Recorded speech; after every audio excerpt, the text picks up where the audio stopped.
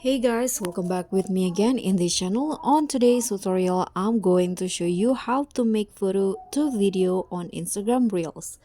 So here I've already on my Instagram apps and I'm going to create a Reels video using photos.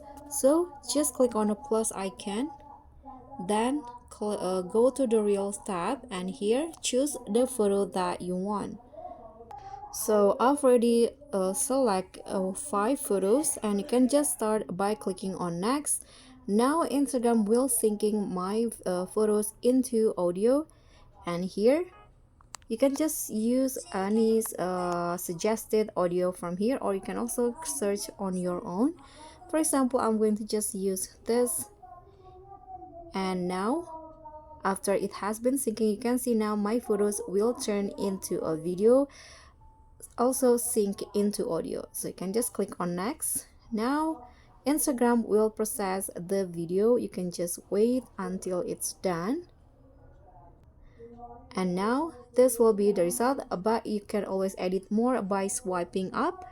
Here you can trim, you can zoom, you can add audio, text, or stickers, and you can also add voiceover.